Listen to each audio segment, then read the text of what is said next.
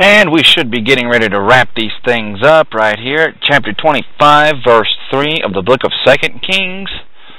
Thank you for joining me. And on the 9th day of the 4th month, the famine prevailed in the city, and there was no bread for the people of the land. Notes. Well, a third part of the inhabitants died of the famine and the plague which grew out of it. You can find that in Ezekiel chapter 5, verse 12. Well, this could well have been nearly 500,000 people, possibly even more. Verse 4. And the city was broken up, and all the men of war fled by night by the way of the gate between two walls, which is by the king's garden. Now the Chaldees were against the city round about. And the king went the way toward the plain. Notes. Well, Zedekiah tried to slip out of the city and avoid capture by the Babylonians. Unfortunately, he would not be successful. Verse 5.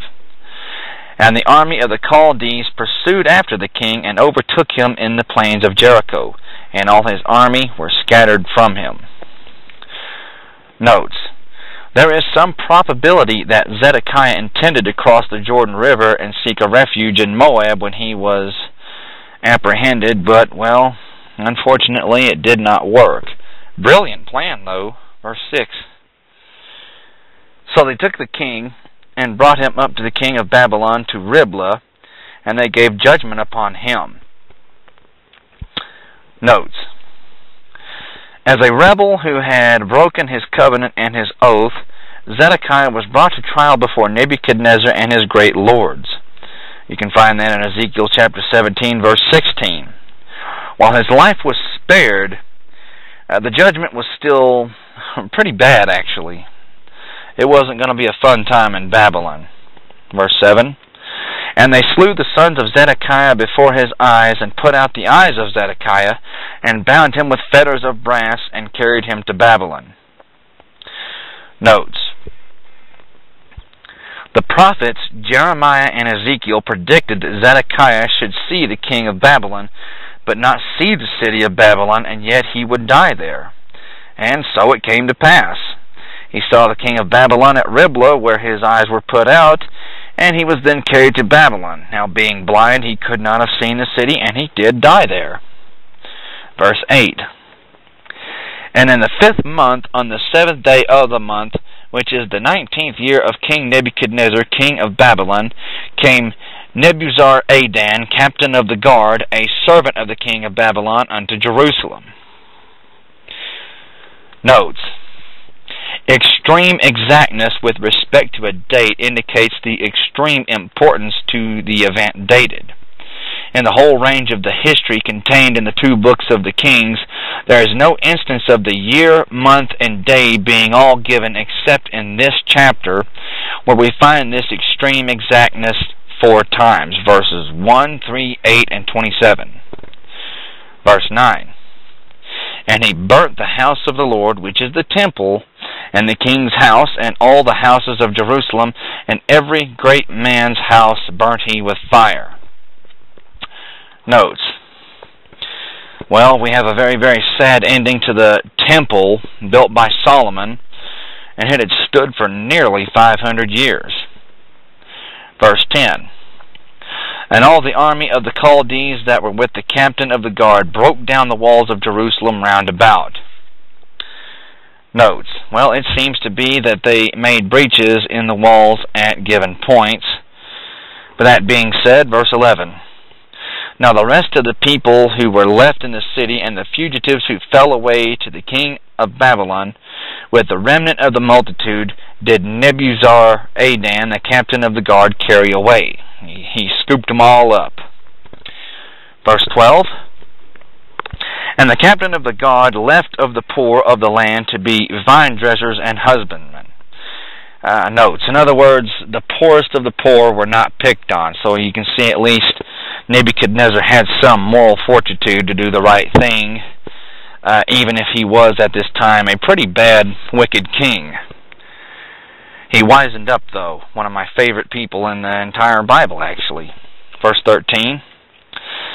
And the pillars of brass that were in the house of the Lord, and the bases and the brazen laver that was in the house of the Lord, did the Chaldees break in pieces, and carried the brass of them to Babylon.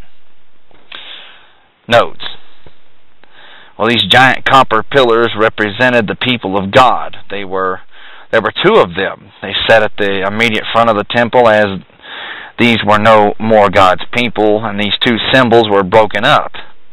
Likewise, the brazen laver was a type of the Word of God, and with the people refusing to obey the Word, the symbol was no longer needed, and consequently it was broken up along with all the pillars. Verse 14. And the pots and the shovels and the snuffers and the spoons and all the vessels of brass wherewith they ministered took they away. Notes. Now, verses 13 through 17 have very little interest for the unspiritual person, but to the heart which knows God, you can see a lot of agony being present right there. Well, these precious vessels and all of this gathered wealth, designed by God Himself to express the millennial glories of Christ as King and Priest, were broken, dishonored, and carried away to Babylon. Well, this was the result of the unbelief of the elect nation to whom God had entrusted such glories. This is also symbolic of what they thought of their Messiah, if you know what I mean. I seem to recall the story of Jesus going and healing the demoniac of Gadara. And, the pigs ended up getting the demon spirits cast into them, or they moved, so to speak, into the pigs, and all they did was complain about the pigs dying when they had the very Son of God in front of them. That's what they thought of their Messiah whenever He appeared. Verse 15. And the fire pans and the bowls and such things as were of gold in gold, and of silver in silver, the captain of the guard took away. The two pillars, one sea, and the bases which Solomon had made for the house of the Lord, the brass of all these vessels was without weight. The height of the one pillar was 18 cubits, which would be 27 feet, and the chapiter upon it was brass. And the height of the chapiter 3 cubits, which would be 4.5 feet, and the wreathen work, and the pomegranates upon the chapiters round about, all of brass. And like unto these had the second pillar with wreathen work. Notes. All of this was broken and shattered into pieces, amply describing the children of Israel, who were literally broken down and reduced to little more than wild animals now. They were slaves in Babylon, with the exception of quite a few of them. There were some of them that were not slaves. There were some of them that were actually appointed to high positions, and we'll cover that. Verse 18. Got to adjust my headset there. And the captain of the guard took Seraiah, the chief priest, and Zephaniah, the second priest, and the 3 keepers of the door, and out of the city he took an officer who was set over the men of war, and 5 men of them who were in the king's presence, which were found in the city, and the principal scribe of the host, which mustered the people of the land, and 60 men of the city of the land who were found in the city. And Nebuzaradan, captain of the guard, took these and brought them to the king of Babylon to Riblah. And the king of Babylon smote them and slew them at Riblah in the land of Hamath. So Judah was carried away out of their land. Notes.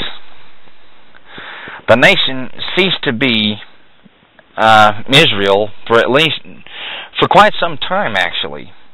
But they did make a rebound, but of course they failed, as all humans will do. Such is the life of people without God. And we must pick up in chapter 25, verse 22 of 2 Kings. And we're getting ready to wrap things up with only a few more verses left. Thank you, and God bless.